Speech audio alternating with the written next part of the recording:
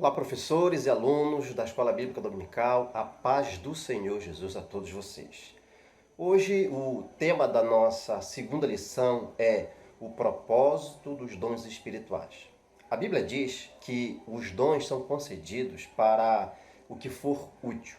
Sendo assim, os alvos e resultados dos dons são o crescimento constante e real em quantidade e qualidade da obra de Deus através da evangelização, a edificação da igreja e o aperfeiçoamento dos santos. Estes são os grandes alvos dos cristãos na utilização dos dons. Por isso, os dons sempre são dados para serem utilizados. Assim, promovem o bem individual e coletivo na igreja e supre tanto as necessidades físicas quanto as necessidades espirituais. Bom, precisamos relembrar que a igreja em Corinto foi fundada pelo apóstolo Paulo na sua segunda viagem missionária.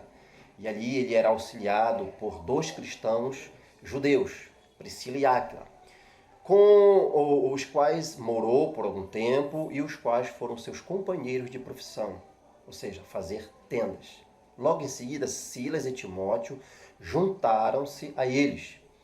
Paulo ministrou em Corinto por cerca de 1 ano e meio. Segundo o apóstolo, nenhum dom faltava à igreja de Corinto. Todas as manifestações do Espírito Santo tinham lugar ali. No entanto, incapaz de romper totalmente com a cultura da qual vinha, a igreja em Corinto enfrentou sérios problemas. Ela estava envolvida em diversas dissensões, litígios e em pecados morais gravíssimos, além da desordem no culto de adoração a Deus e do abuso no uso dos dons. Mas a pergunta que se faz é: como pode uma igreja dita como cristã ser ao mesmo tempo carnal e imoral?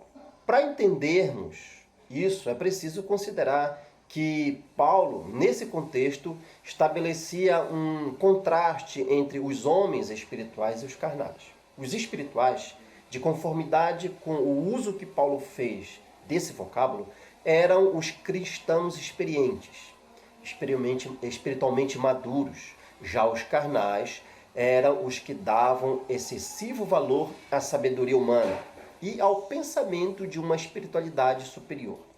E é exatamente esse o erro de muitos hoje em dia, que pensam que os que possuem certos dons são mais espirituais que os outros. Todos os dons começam e têm por base a graça de Deus. Ninguém tem o direito de vangloriar-se de seu dom. Cada membro deve ter em mente que sua habilidade para servir a outros é um produto da graça de Deus, de seu amor imerecido. Nenhum dom é dado para nutrir uma sensação de orgulho ou de interesse próprio. Cada dom é dado para ser usado em benefício dos outros.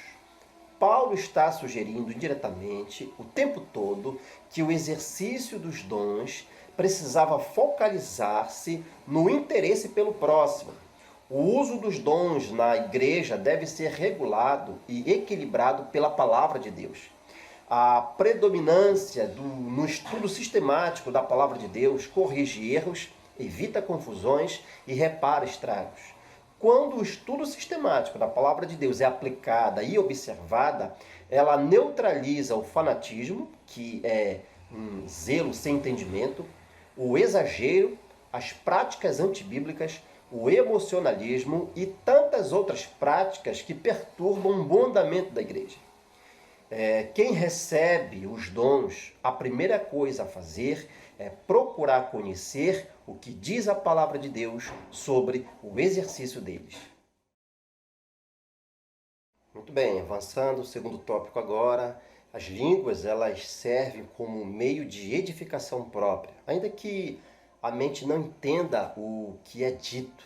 Por essa razão, o apóstolo Paulo jamais proibiu que se falassem em línguas, ainda que tenha recomendado que as línguas, sem interpretação, não fossem usadas na adoração pública.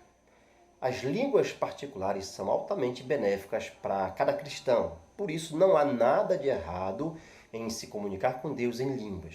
No entanto, os cristãos de Corinto apreciavam demasiadamente o dom de línguas e lhe davam preferência acima da profecia, conforme este capítulo inteiro deixa subentendido.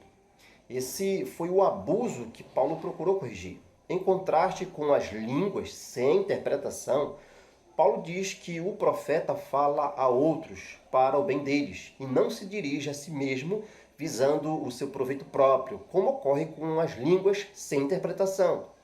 O que fala em línguas edifica-se a si mesmo, mas o que profetiza edifica a igreja. A profecia é o dom espiritual que mais contribui para o nosso desenvolvimento em Cristo, para a nossa transformação moral e para a nossa transformação à imagem de Cristo. Por essa razão é que o dom profético se reveste de tanta importância.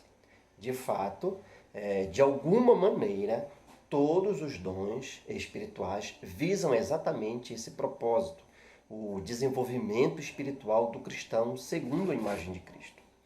No grego, a palavra traduzida por edificação, oikodomé, era usada para indicar a ereção literal de edifícios. Porém, também era usado metaforicamente no sentido de edificação espiritual, como um meio de desenvolvimento espiritual.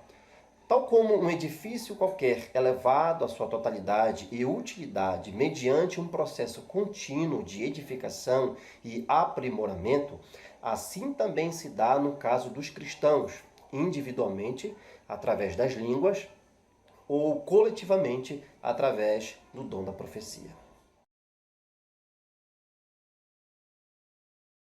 Vamos lá, vamos avançando cada vez mais. Tópico 3 agora.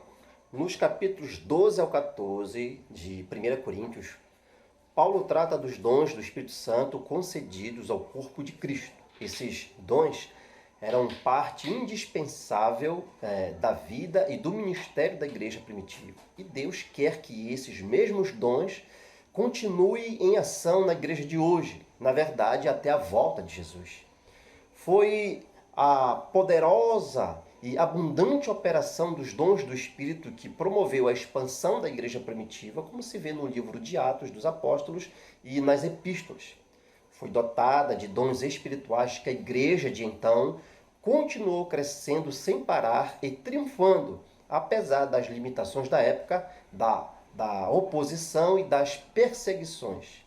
Quando o apóstolo Paulo escreveu aos Coríntios, observou que a irregularidade ali existente no uso dos dons era a falta do fruto do Espírito entre os cristãos. Por isso, intercalou entre os capítulos 12 e 14 um capítulo inteiro, o 13º, que contém um ensino fundamental sobre a maior evidência do fruto do Espírito, o amor. Observamos então que o apóstolo Paulo primeiro enfatizou que o uso de qualquer dom é inútil se não houver o amor, e depois descreveu as qualidades desse amor. Com isso, fica evidente que foi exatamente a falta da manifestação do fruto do Espírito, ou seja, do amor, que trouxe problemas no uso dos dons, até porque o amor jamais permite que o uso do dom venha a produzir confusão. E, a fim de produzir a unidade, a maturidade e a perfeição da igreja, o Senhor confere dons espirituais aos homens e então presenteia esses homens à igreja, conhecidos como ministros. E a Bíblia diz que os ministros são os sábios arquitetos. A palavra sábio nesse texto é tradução da palavra grega sophos, a qual era usada de muitas maneiras, indicando sabedoria e prudência. Um arquiteto sábio, um mestre construtor, jamais tentaria erigir um edifício sem primeiro levar seus alicerces ou com base em um alicerce errado.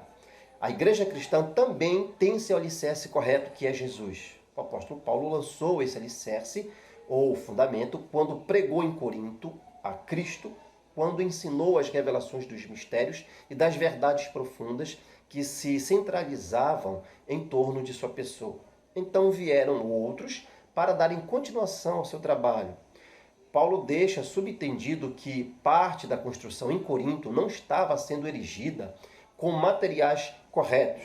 Ele havia lançado o correto fundamento, mas outros vinham corrompendo a construção, incluindo o material da sabedoria humana. E não demorou para que a unidade do edifício começasse a ser perturbada. É por isso que Deus levanta homens, sábios, arquitetos, ministros, para edificarem a igreja local, espiritual, moral e doutrinariamente. O apóstolo Pedro também fez uma exortação à igreja acerca da administração ou mordomia dos dons de Deus.